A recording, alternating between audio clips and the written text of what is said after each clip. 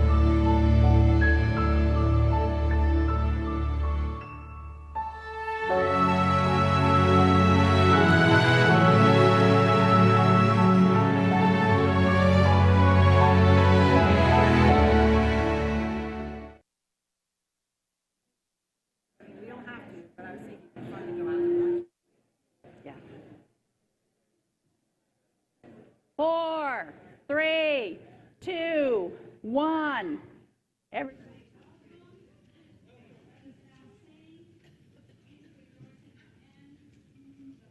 Verses.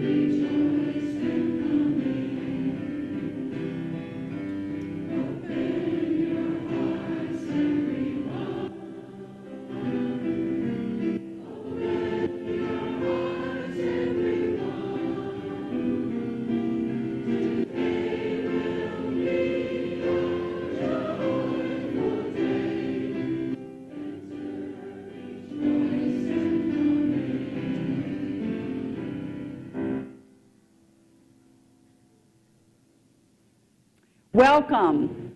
I'm Catherine Bonner. I'm the Director of Programs and Religious Education here at the Unitarian Universalist Church of Sarasota, and I am your worship associate today. To all of you here and to those who are online watching us anywhere virtually from around the world, we welcome you. When our settled minister, Reverend Jay Woolen, is out of the pulpit, our worship committee engages with guest speakers and guest ministers to bring you a variety of topics and perhaps experience worship a little bit differently. Today, Helen Armiger, a church member and a retired United Methodist pastor, is our guest speaker, and I look forward to hearing about the power of forgiveness. If you're here in person, I encourage you after the service to stop by our welcome table outside the sanctuary doors to sign up for our newsletter, The Contact.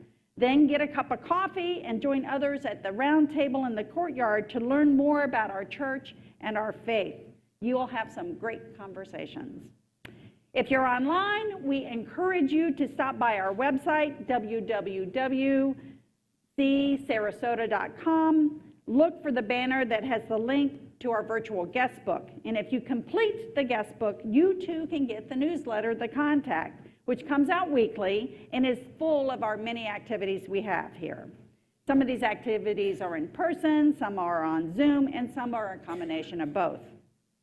Our website is also a great place to learn more about our church and our faith.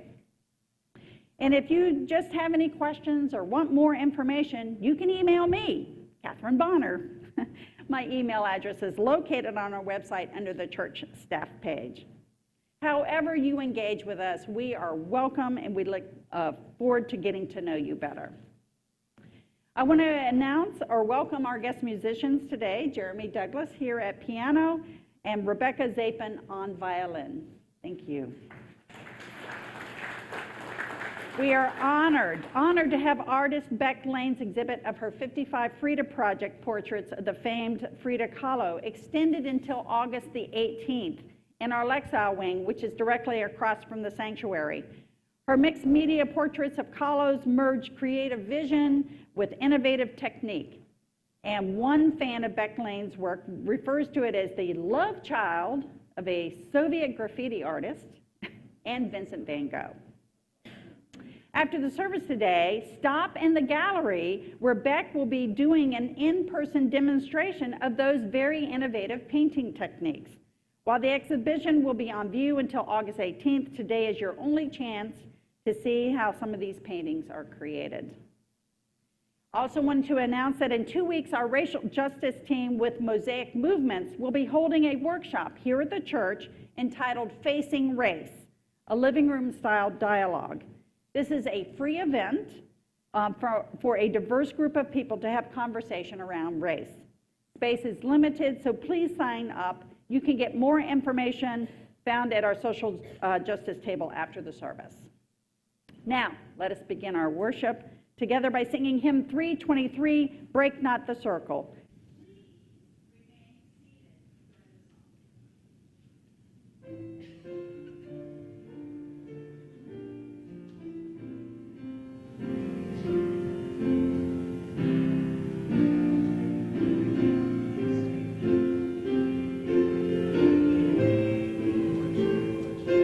Oh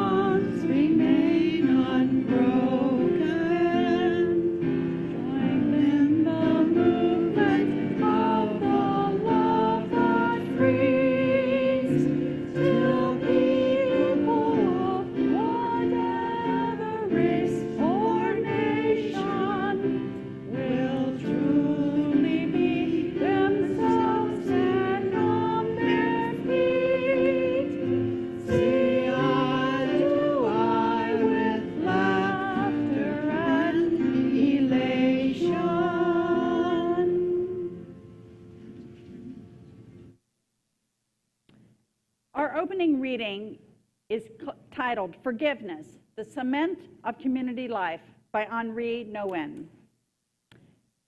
Community is not possible without the willingness to forgive one another. 77 times, which is a reference from Matthew 18:22. Forgiveness is the cement of community life. Forgiveness holds us together through good and bad times, and it allows us to grow in mutual love. But what is there to forgive or to ask forgiveness for? As people who have hearts that long for perfect love, we have to forgive one another for not being able to give or receive the perfect love in our everyday life. Our many needs constantly interfere with our desire to be there for one another unconditionally. Our love is always limited by spoken or unspoken conditions. What needs to be forgiven? We need to forgive one another for not being God. So please join me now in lighting our chalice and saying the chalice lighting words together that are in your order of service or that will appear on the screen behind me. As we light this chalice, the symbol of Unitarian Universalism, we affirm the third principle.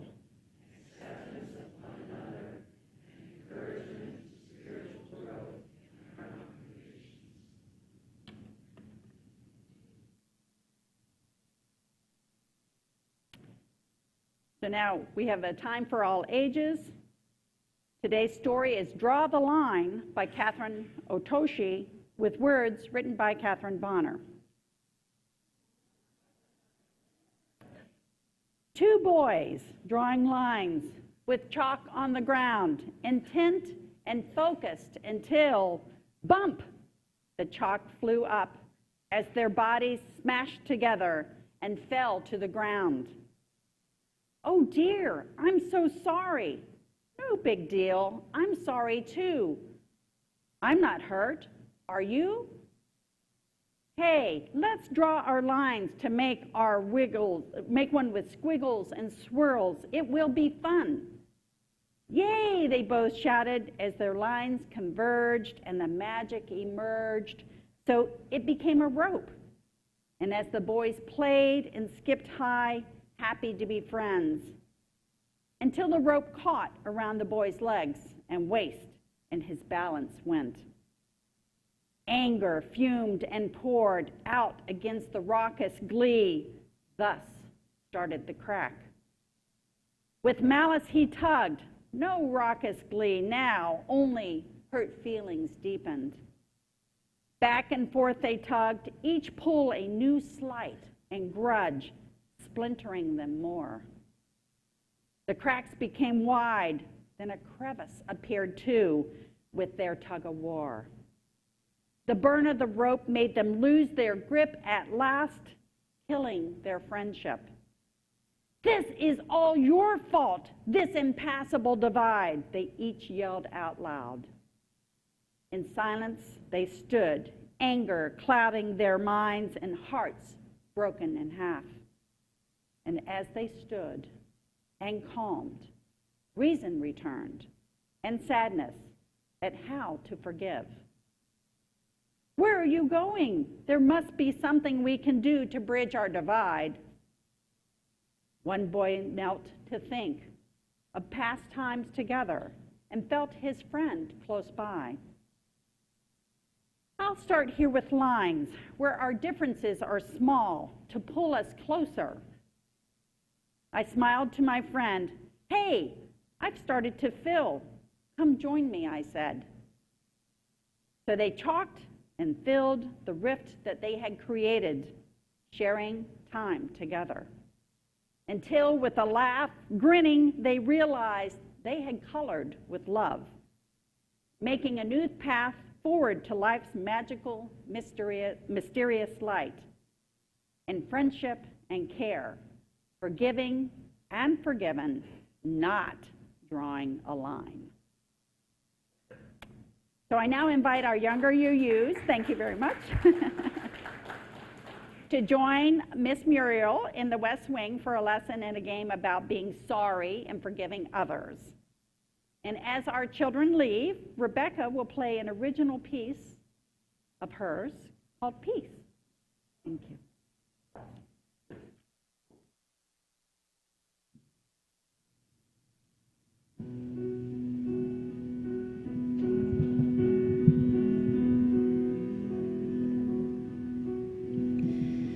Peace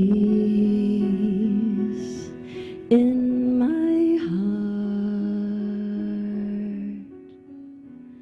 such a sacred thing, life imitating art. Let me hear you sing.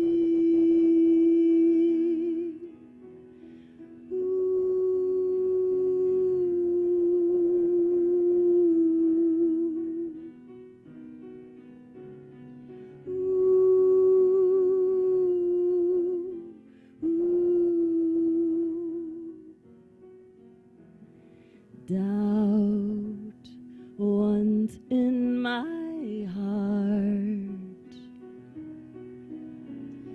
slowly drifts away. Love, love like ours don't happen every day.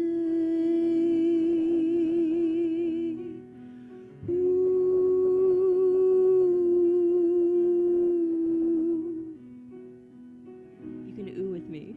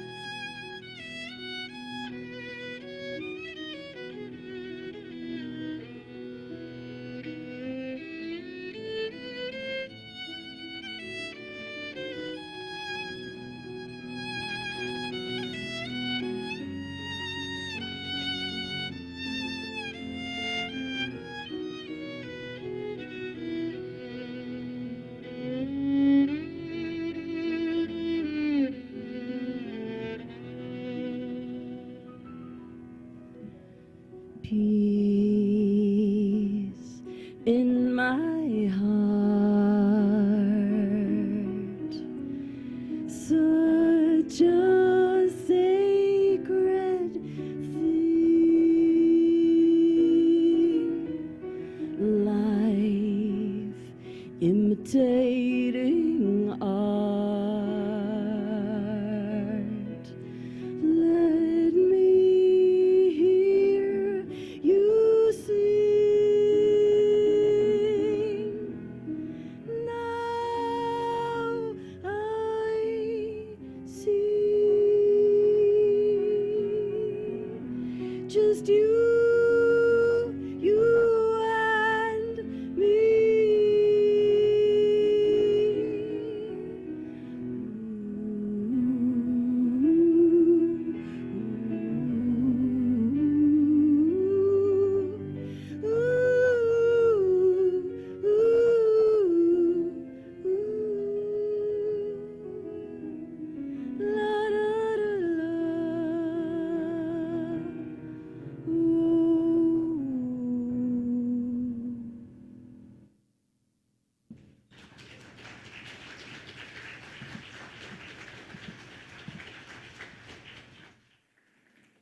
It's my turn, right?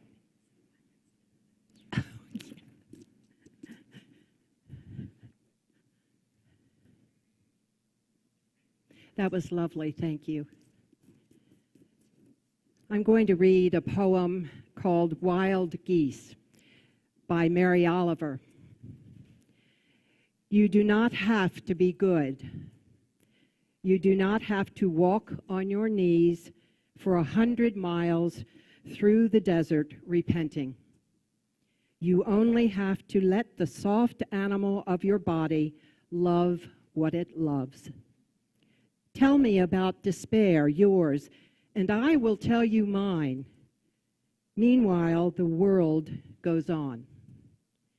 Meanwhile, the sun and the clear pebbles of the rain are moving across the landscapes, over the prairies and the deep trees, the mountains and the rivers. Meanwhile, the wild geese, high in the clean blue air, are heading home again. Whoever you are, no matter how lonely, the world offers itself to your imagination, calls to you like the wild geese, harsh and exciting, over and over, announcing your place in the family of things. And now we will enter into a moment of silence.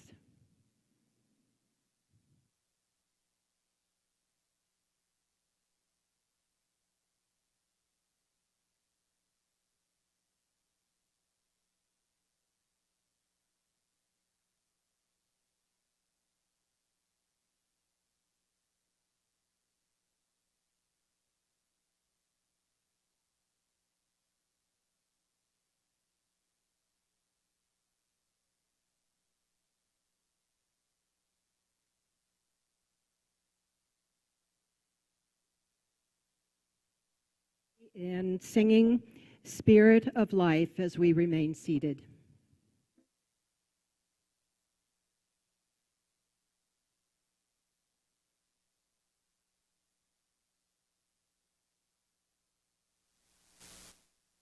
Life, come unto me, sing in my heart, that's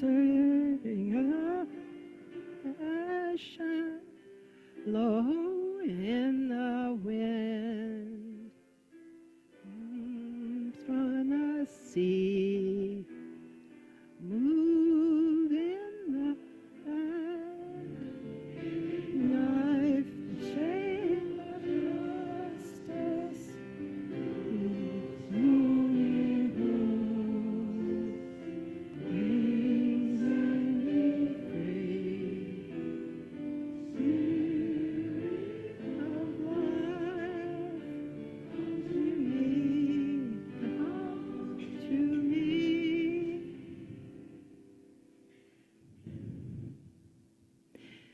The next reading is the parable of the Prodigal Son from Luke 15:11 through 32.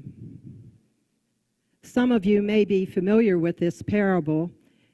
I'm going to ask everyone if, while you're listening to it, if you will relax and absorb whatever pops out or becomes important to you when you hear a word or a phrase. And you might, while you're listening to it, see or decide who you might be in the story that is written in Luke. Jesus continued, "There was a man who had 2 sons. The younger one said to his father, 'Father, give me my share of the estate.' So he divided his property between them. Not long after that, the younger son got together all he had, set off for a distant country, and there squandered his wealth in wild living. After he had spent everything, there was a severe famine in that whole country, and he began to be in need. So he went and hired himself out to a citizen of that country, who sent him to his fields to feed pigs. He longed to fill his stomach with the pods that the pigs were eating, but no one gave him anything. When he came to his senses, he said, "How many of my father's hired servants have food to spare, and here I am, starving to death? I will set out and go back to my father and say to him, 'Father, I have sinned against heaven and against you. I am no longer worthy to be called your son. Make me like one of your hired servants.' So he got up and went to his father. But while he was still a long way off, his father saw him and was filled with compassion for him. He ran to his son, threw his arms around him, and kissed him. The son said to him, 'Father, I have sinned against heaven and against you. I am no longer worthy to be called your son.' But the father said to his servants, 'Quick, bring the best robe and put it on him. Put a ring on his finger and sandals on his feet. Bring the fattened calf and kill it. Let's have a feast and celebrate. For this son of mine was dead and is alive again. He was lost and is found.' So they began to celebrate. Meanwhile, the older son was in the field. When he came near the house, he heard music and dancing. So he called one of the servants and asked him what was going on. 'Your brother has come,' he replied, 'and your father has killed the fattened calf because he has him back safe and sound.' The older brother became angry and refused to go in. So his father went out and pleaded with him. But he answered his father, 'Look, all these years I've been slaving for you and never disobeyed your orders. Yet you never gave me even a young goat so I could celebrate with my friends. But when this son of yours, who has squandered your property with prostitutes, comes home, you kill the fattened calf for him.' 'My son,' the father said, 'you are always with me, and everything I have is yours. But we had to celebrate and be glad, because this brother of yours was dead and is alive again. He was lost and is found.'" This ends the reading.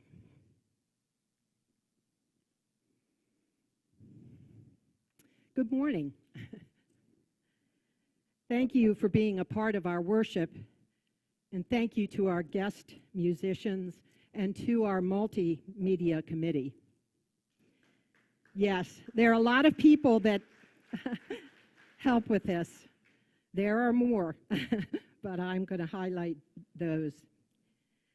The author and philosopher Donald Miller once said, "I can no more understand the totality of God than the pancake I made for breakfast understands the complexity of me." One of the many attractions of the Unitarian Universalist Church is the intellectual and emotional openness of our church and the acceptance of a variety of spiritual beliefs. This morning, I'm going to share this parable and go on a journey with you and me, which describes the nature of God. I believe this parable has a lot of meaning for me and many others, regardless of how you perceive God. We are going to explore together this parable. It has been a parable of a family for many, many, many years, and it has been described as a watershed because it is an important turning point within the scriptures. This story teaches us about God's unconditional love for us and God's all-forgiving nature. During the pandemic, I received a surprise text from my son. My son, daughter-in-law, and fraternal twin grandsons were coming to Sarasota. At the time, they lived in Nairobi, Kenya. I was both excited and shocked. My son works for the State Department, and they gave permission to some of the employees in the Foreign Service to visit their home countries. After a week in quarantine, I was able to visit my family. My grandsons had just turned 2. You can imagine my joy in seeing them. One day, we fed the turtles in the lake behind my house. We fed them peas. Whenever my daughter-in-law tossed in a pea, it hit the head of a turtle, so we teased her about her aim.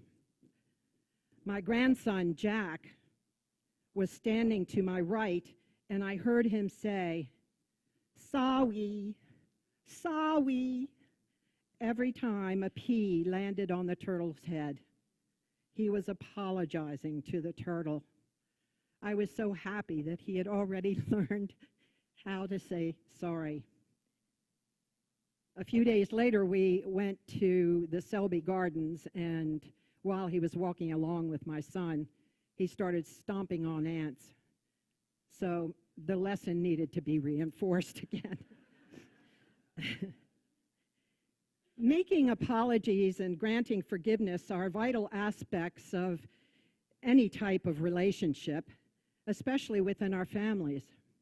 The parable of the prodigal son is the story of a family who makes important decisions about regret and forgiveness. Each of you may have identified with someone in the story. I identified with the prodigal son immediately. The father in the parable represents God. Many of us grew up being taught that God is angry, that God judges us, tests us, and that God punishes us in creative ways if we do things to offend God. I grew up being told that God is always watching us, which is very awkward when you're a teenager, and controlling whatever happens in our lives. No wonder we are walking on eggshells, looking over our shoulders or up at the sky when it comes to God. No wonder we are confused. No wonder we become UUs. This parable teaches us another way to know God. Parables are short, fictitious stories that illustrate a moral attitude or a religious principle. They were used as teaching tools by rabbis. Jesus, who was a Jewish rabbi or teacher, told this parable to his disciples so that they would understand the nature of God. Sorry, it's a little warm in here. Which, according to the parable, was very different from what they had previously been taught. Parables were not long or complicated. They used images from daily life to emphasize a point, and they invited discussion and interpretation. Jesus asked his listeners to understand an intangible reality they couldn't see with their physical eyes. He knew they could only engage this reality with the eyes of their hearts. So he chose to use stories to illustrate his meaning. The parable of the prodigal son, or the lost son, is a powerful reminder to us about our own capacity to love and to forgive. To forgive someone who has hurt us in any way is incredibly challenging, sometimes impossible. In our world, there are monsters who do monstrous things. All you have to do is watch the news on any given night. Our souls can be hobbled by the actions of others. We know that there are heinous things that are being done to people all over the world and in Sarasota. I realize that for some, forgiveness may be a bridge too far. For most of us, however, we interact every day with regular people who in their humanness do hurtful, careless things to us. Human beings are not perfect. No, you're not perfect. Neither am I. We are perfectly imperfect. Your neighbor may accidentally mow over your prize roses. Perhaps someone in your family said something to you that deeply hurts your feelings. Has anyone had that happen? Worse, perhaps you have been physically or sexually abused by a member of your family. Hurt comes in all sizes. What do you do then? Is forgiveness possible? I believe it is. In the parable of the prodigal son, the younger son asks for his inheritance from his father while his father is still alive. The son, being a young man, wants to test his independence and leave his family. Asking for his inheritance, however, dishonored his father. And yet, the father gives him the money and lets him go. Our first clue to the loving and forgiving nature of the Father. When someone hurts our feelings, our first reaction tends to be resentment, even hostility. We may want to retaliate. Whatever has been done to us, forgiveness ultimately is the only option which will help us heal. Forgiveness doesn't happen overnight or with the snapping of your fingers. Forgiveness is a process, a journey. The first step in the journey is to choose forgiveness. Forgiveness is a choice. Why is it important to choose forgiveness rather than smoldering in resentment? Unforgiveness is a heavy burden. Years ago, I went on a mission trip to Northern Ireland and also to the Isle of Skye in Scotland. During my travels, I collected rocks and stones, and I bought lovely old books. By the time we were at the end of our trip, I literally could not lift my suitcase.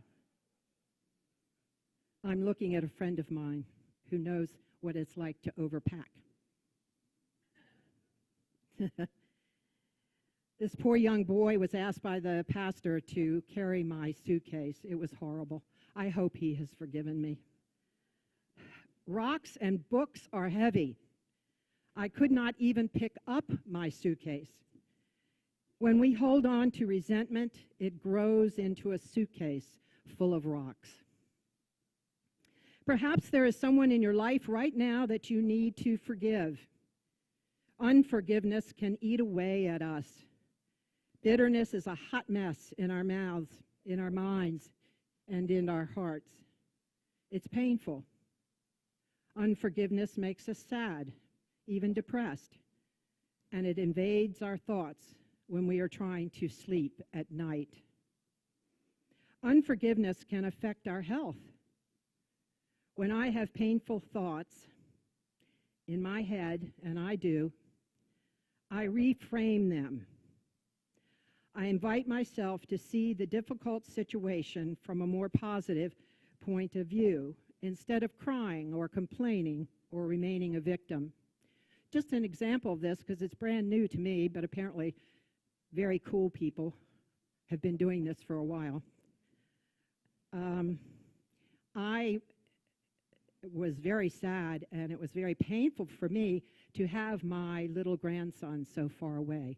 They live in Zambia now, and so I only get to see them once or twice a year. And so I was very sad. It was very, very difficult for me.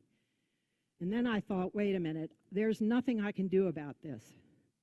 So I reframed it, and I started to think positive thoughts like, ooh, yeah, they're really cute now, and even if I miss when they're 3, I'll get to see them when they're 4.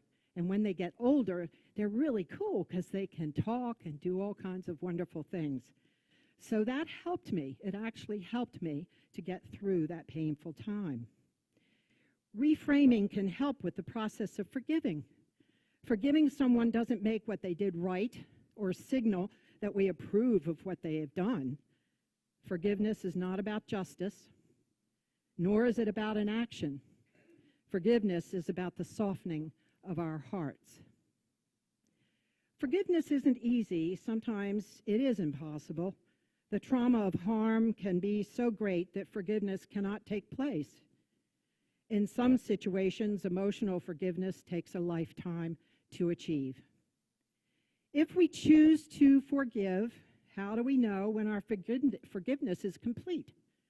Our forgiveness is genuine when we can no longer have the need to discuss the situation or the person anymore, when they do not invade our thoughts, when we can go on with our lives in a healthy way.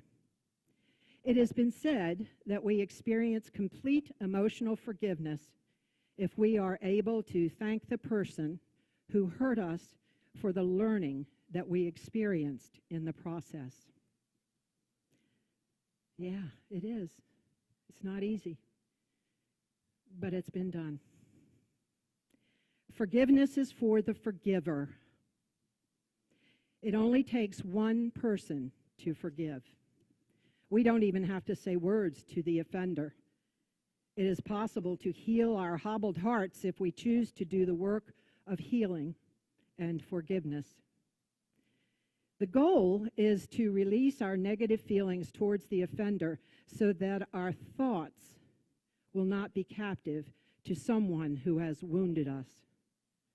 Our spirits will be lighter. Our lives simply will be better. And just a little P.S., studies have shown that people in their 70s and 80s more easily forgive than younger people.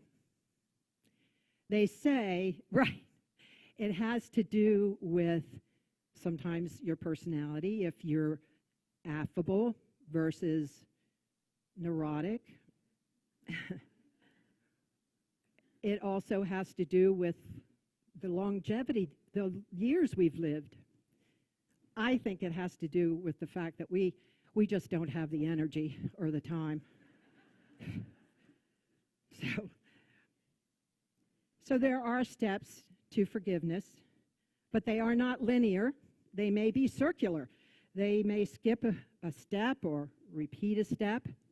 Everyone is different. Every situation is different. Forgiveness is personal. There is no timeline.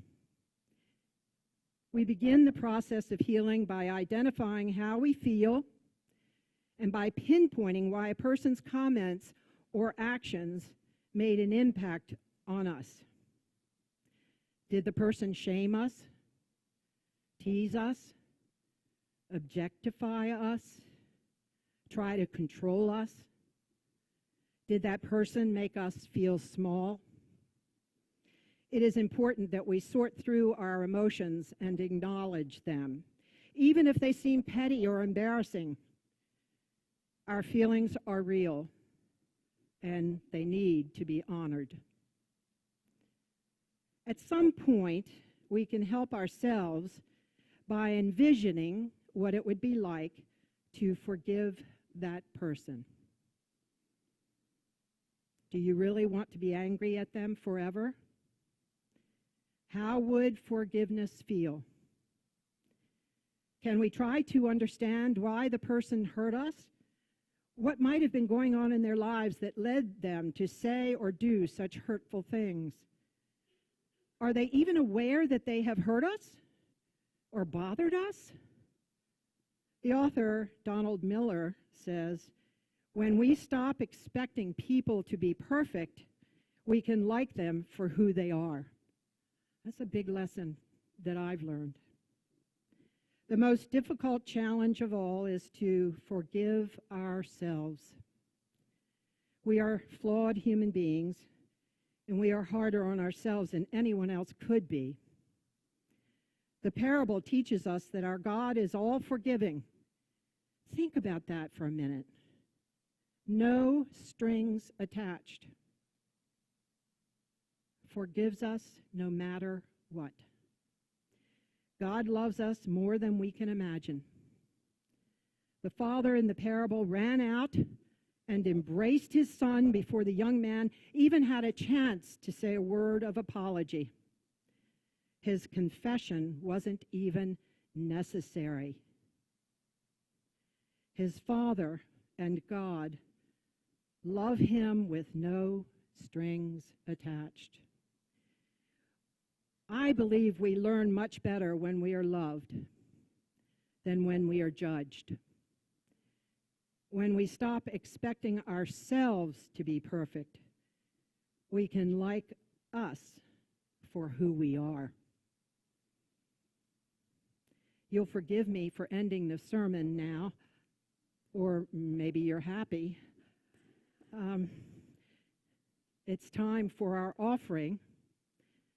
And just know that your gifts to the church enliven our church and enrich our programs that mean so much to us. And now I'm supposed to say, if you are online, you can find a link to the donate button in the description of the YouTube video. And for those with a cell phone, you can use the QR code on the screen or on your order of service.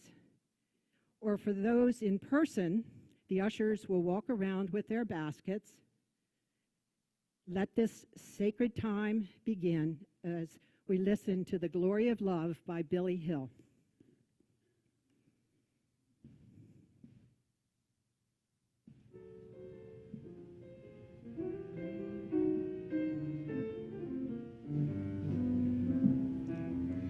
You've got to give a little, take a little, and let your poor heart break a little. That's the story of, that's the glory of love. You've got to laugh a little, cry a little, until the clouds roll by a little. That's the story of, that's the glory of love. As long as there's the two of us, we've got the world and all of its charms. And when the world is through with us, we've got each other's arms. You've got to win a little, lose a little, and always have the blues a little. That's the story of, that's the glory of love.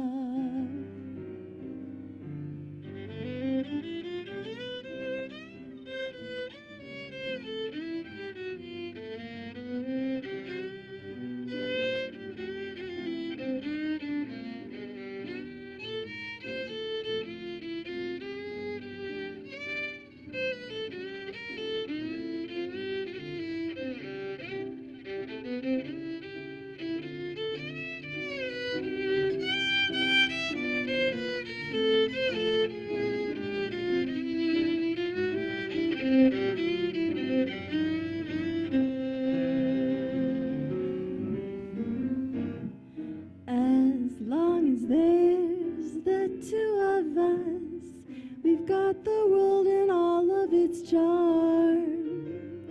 And when the world is through with us, we've got each other's arms. You've got to win a little, lose a little, and always have the blues a little.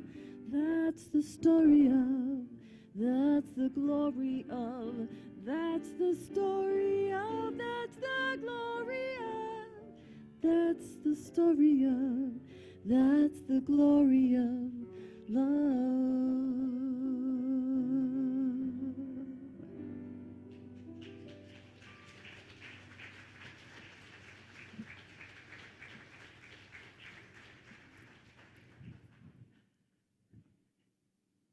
I'm sorry, what? Oh, now? Sure. Yeah. Okay, thanks.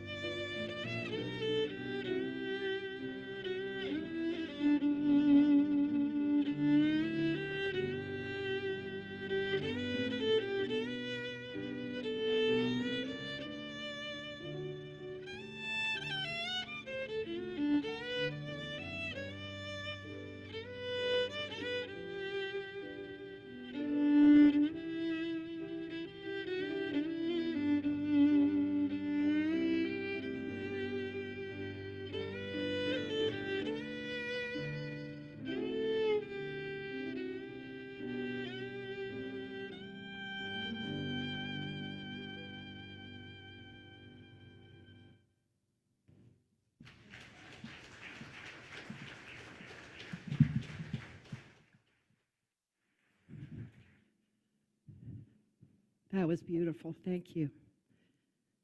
All right, now, the important thing is for me not to fall off the stage. I've always wanted to sit down and preach a sermon. So thank you. Okay, now, the painting. Should we turn off some of these lights so people can see?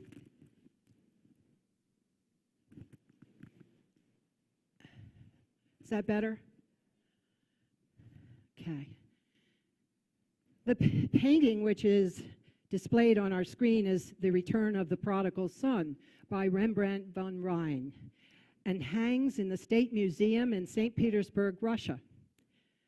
This painting is considered one of the finest paintings in the world because of Rembrandt's gift for emotionality and his well-known use of light and shadow. Rembrandt was an older man when he created this painting, approximately 2 years before his death. He also was going blind. Rembrandt's life was both sad and tumultuous. He lost 3 children as infants, and his son Titus, who was his only surviving child, died at 26 in the first year of Titus's marriage and before Titus's daughter was born. Rembrandt finally had a daughter named Cornelia with his housekeeper. Cornelia survived after 2 other infant daughters named Cornelia died as well. Saskia, Rembrandt's wife, whom he deeply loved, died when she was only 29, a few months after giving birth to Titus. Rembrandt died at the age of 63, about 1 year after Saskia's death. There is no record of any illness. Some believe Rembrandt died of grief. Rembrandt was considered a genius. He also was a prodigal. In his later years, Rembrandt lived in luxury, lavishly spending his money on expensive personal items like his clothing and on rare works of art. His spending ultimately caught up with him, and he was declared bankrupt in 1656. Rembrandt's house and possessions were auctioned off to pay his debts, and to satisfy creditors, he even had to sell his beloved Saskia's grave in Amsterdam's oldest building called Oude Kerk, built around 1213. Rembrandt's paintings are currently worth hundreds of millions of dollars. The Mona Lisa, which is considered priceless, is estimated to cost $860 million, if you're interested. The first image you most likely notice in this painting is the elderly father with his hands on his younger son's shoulders. The light is focused on the 2 of them. They are the center of attention, while everyone else is in shadow. Rembrandt has depicted the younger son with a bald head, which some people believe was reminiscent of a baby's head, highlighting the vulnerability of the prodigal son. The son's soiled clothes are raggedy, and one of the sandals has fallen off, exposing his filthy feet. So, can we keep the light dim?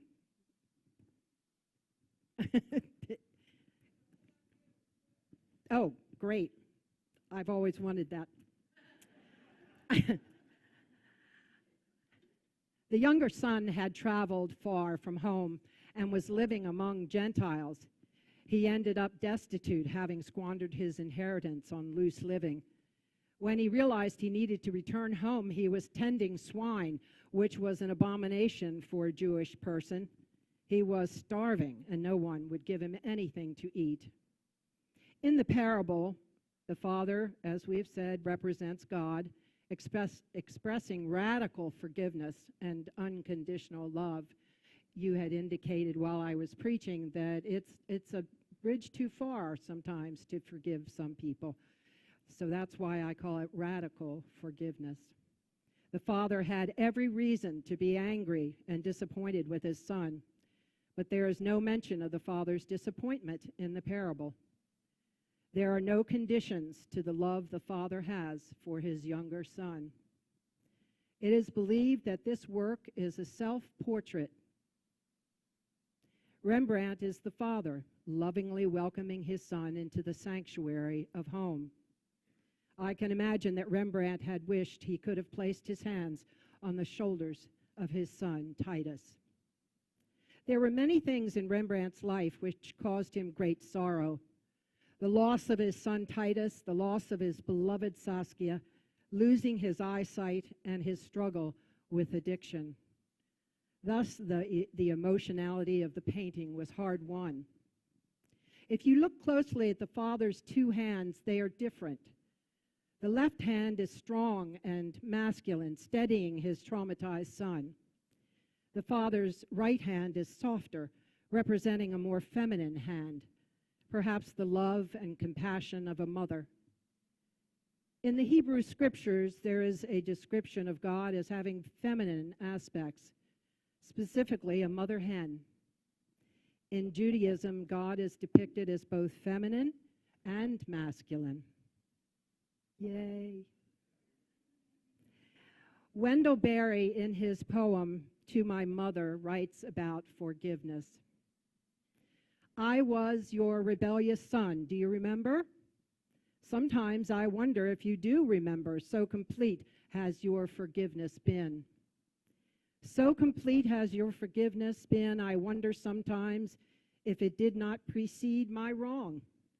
And I erred, safe found within your love, prepared ahead of me, the way home or my bed at night, so that almost I should forgive you, who perhaps foresaw the worst that I might do and forgave before I could act, causing me to smile now, looking back, to see how paltry was my worst compared to your forgiveness of it, already given.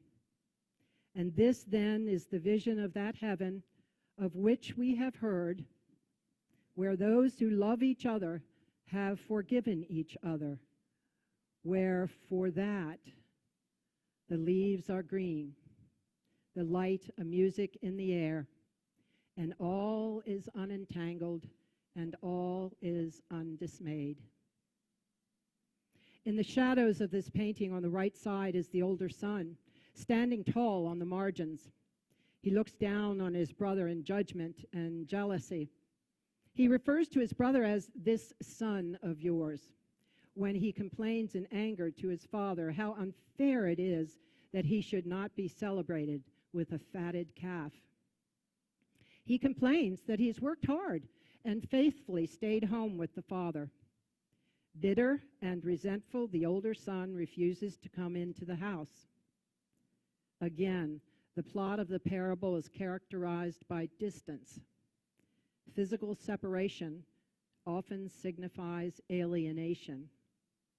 Both the younger son and the older son, in their own ways, traveled to a distant country.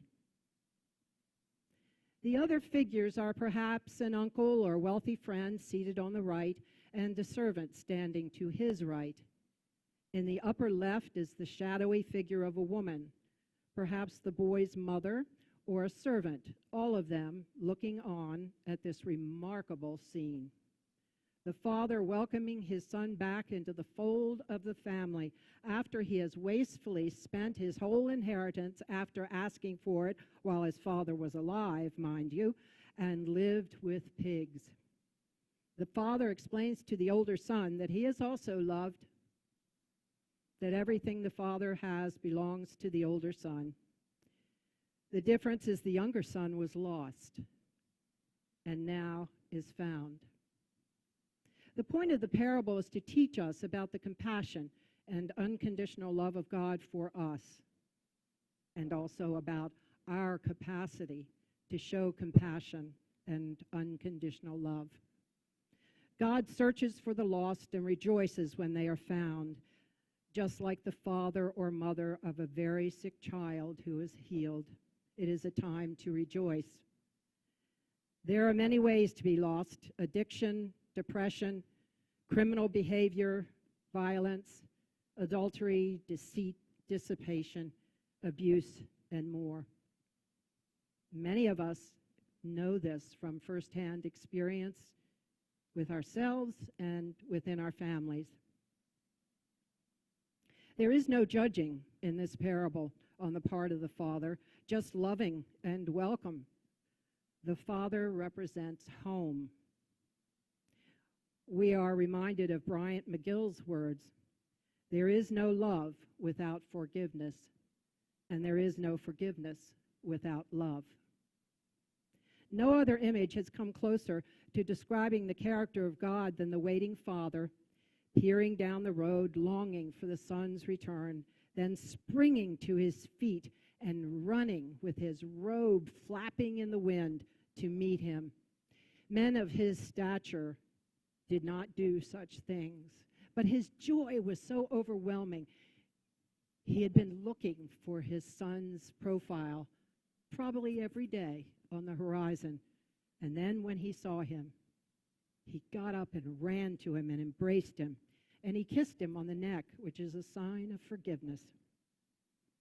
Each of us is deeply valued and loved by God. Unfortunately, we have been taught, again, I say, that God judges us, punishes us, and tests us. How awful.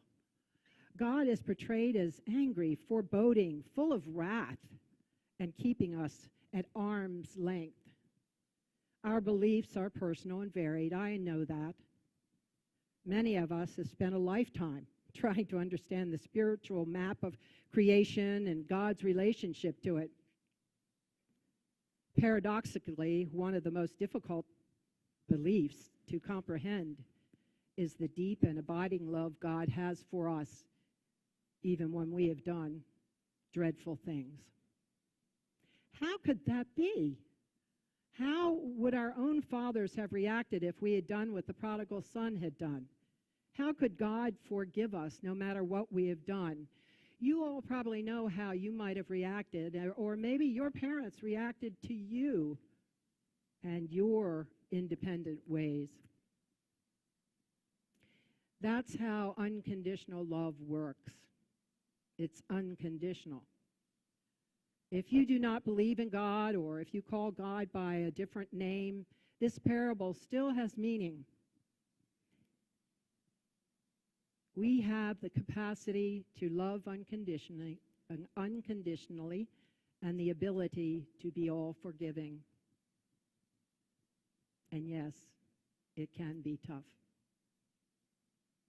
Author Donald Miller says, "We don't know how much we are capable of loving until the people we love are being taken away, until a beautiful story is ending." We also have the capacity to forgive ourselves, even if it is extremely difficult.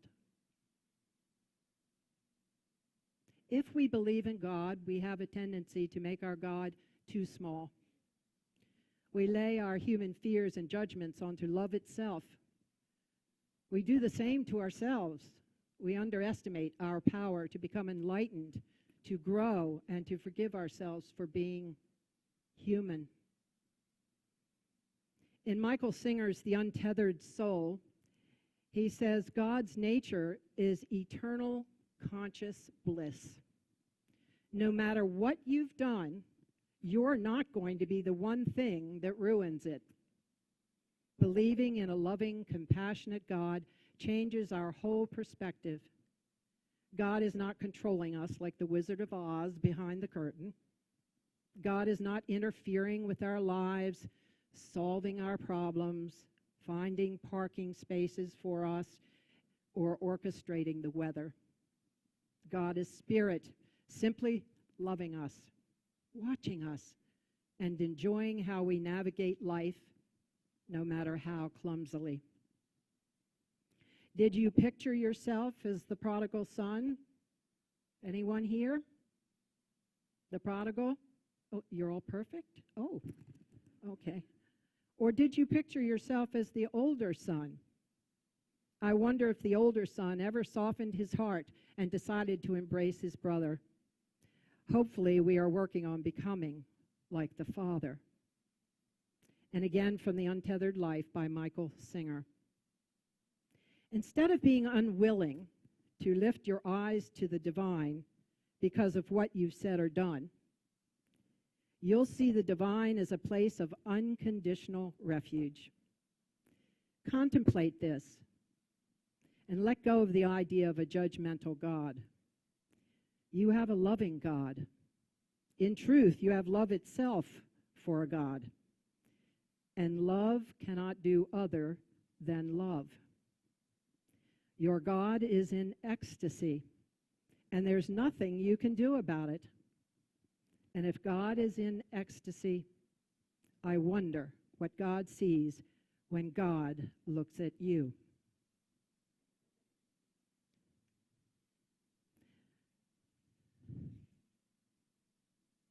And now, will you join me and everyone in singing hymn number 346, Come Sing a Song with Me.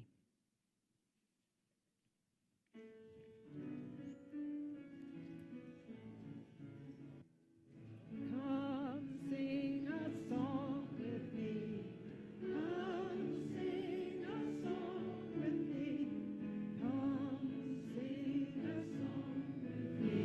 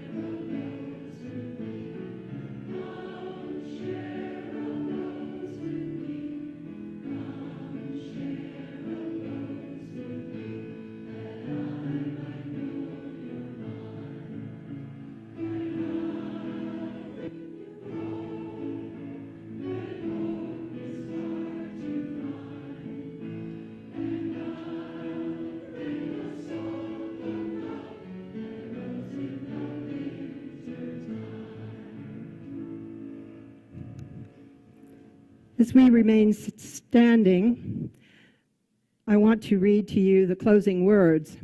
This is from A Million Miles in 1,000 Years, What I Learned While Editing My Life by Donald Miller. I don't wonder anymore what I will tell God when I go to heaven, when we sit in the chairs under the tree outside the city. I'll tell these things to God, and he'll laugh, I think, and he'll remind me of the parts I forgot, the parts that were his favorite.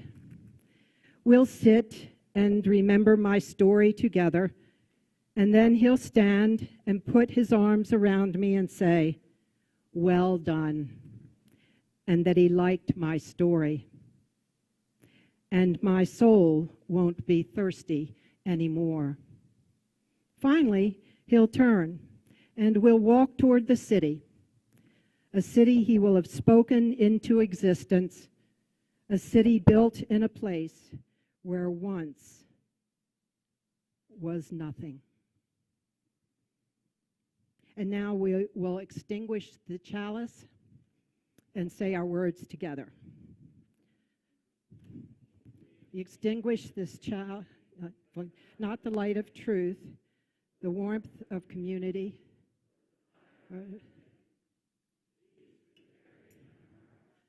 until we are together again. May you go in peace.